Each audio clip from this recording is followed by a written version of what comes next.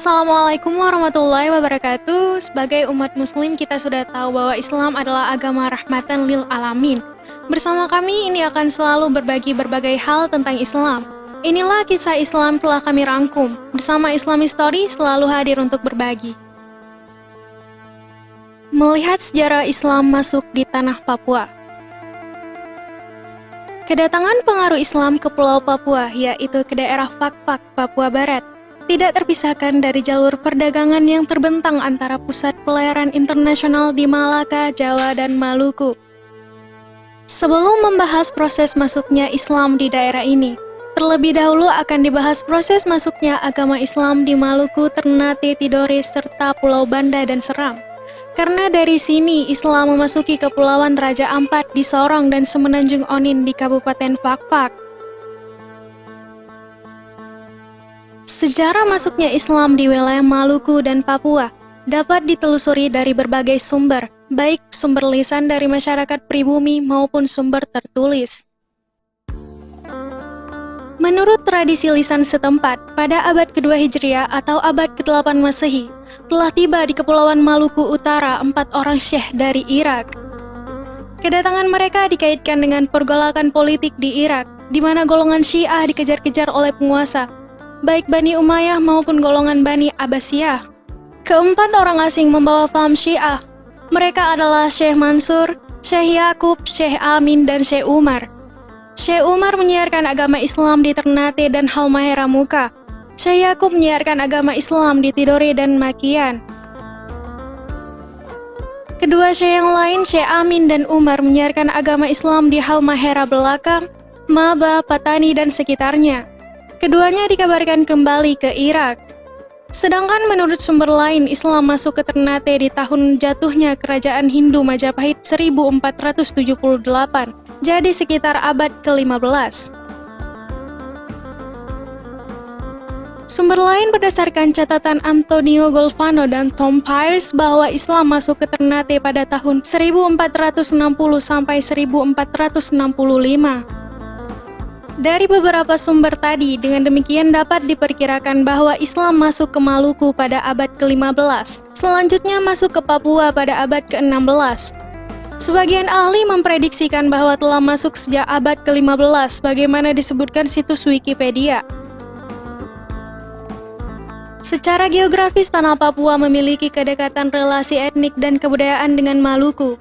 Dalam hal ini, Fakfak memiliki kedekatan dengan Maluku Tengah, Tenggara, dan Selatan, sedangkan dengan Raja Ampat memiliki kedekatan dengan Maluku Utara. Oleh karena itu, dalam membahas sejarah masuknya Islam ke Fakfak, kedua alur komunikasi dan relasi ini perlu ditelusuri.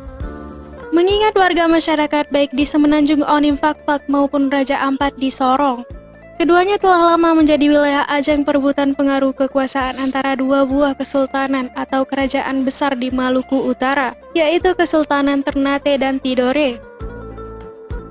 Nampaknya historiografi Papua memperlihatkan bahwa yang terakhir inilah Kesultanan Tidore yang lebih besar dominasinya di pesisir pantai Kepulauan Raja Ampat dan Semenanjung Onim Fakfak.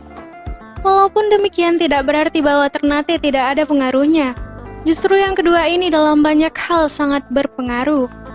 Dengan adanya pengaruh kedua kesultanan Islam ini di Raja Ampat, Sorong, dan Fakfak, maka telah dapat diduga atau dipastikan bahwa Islam masuk ke Raja Ampat dan Semenanjung Onim Fakfak serta sebagian besar wilayah pantai selatan, daerah Kepala Burung, yang pada umumnya termasuk Kaimana di dalamnya adalah wilayah lingkup pengaruh kedua kesultanan itu. Kajian masuknya Islam di tanah Papua juga pernah dilakukan oleh Thomas W. Arnold, seorang orientalis Inggris, didasarkan atas sumber-sumber primer antara lain dari Portugis, Spanyol, Belanda, dan Inggris.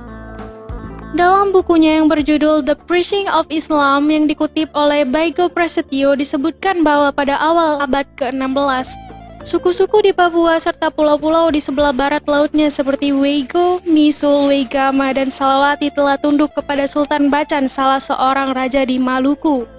Kemudian Sultan Bacan meluaskan kekuasaannya sampai semenanjung Onim Fakfak di barat laut Irian pada tahun 1606. Melalui pengaruhnya dan pedagang muslim, maka para pemuka masyarakat pulau-pulau tadi memeluk agama Islam. Kemudian Sultan Bacan meluaskan kekuasaannya sampai semenanjung Onim Fakfak di barat laut Irian pada tahun 1606. Melalui pengaruhnya dan pedagang muslim, maka para pemuka masyarakat pulau-pulau tadi memeluk agama Islam meskipun masyarakat pedalaman masih menganut animisme. Tetapi rakyat pesisir adalah Islam. Karena letak Papua yang strategis menjadikan wilayah ini pada masa lampau menjadi perhatian dunia barat maupun pedagang lokal Indonesia sendiri. Daerah ini kaya akan barang galian atau tambang yang tak ternilai harganya dan kekayaan rempah-rempah sehingga daerah ini menjadi incaran para pedagang. Karena kandungan mineral dan kekayaan rempah-rempah, maka terjadi hubungan politik dan perdagangan antara Kepulauan Raja Ampat dan Fakfak dengan pusat kerajaan Ternate dan Tidore, sehingga banyak pedagang datang untuk memburu dagangan di daerah tersebut. Ambari Hasan dalam tulisannya yang dikutip oleh Halwani Mikrub mengatakan bahwa sejarah masuknya Islam di Sorong dan Fakfak terjadi melalui dua jalur. Salah satu bukti otentik keberadaan Islam di tanah Papua yang menjadi terpelihara rapi adalah Masjid Patimburak. Masyarakat setempat mengenal masjid ini sebagai Masjid Tua Patimburak. Menurut catatan sejarah, masjid ini telah berdiri lebih dari 200 tahun yang lalu, bahkan merupakan masjid tertua di Kabupaten Fakfak. Bangunan yang masih berdiri kokoh dan berfungsi hingga saat ini dibangun pada tahun 1870. Seorang imam bernama Abu Hari Kilian. Pada masa penjajahan, masjid ini bahkan pernah diterjang bom tentara Jepang.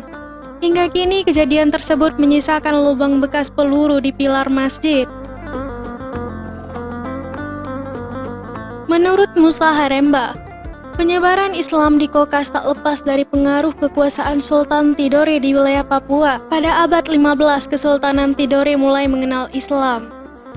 Sultan Chiliaci adalah sultan pertama yang memeluk agama Islam. Sejak itulah sedikit demi sedikit agama Islam mulai berkembang di daerah kekuasaan Kesultanan Tidore termasuk Kokas.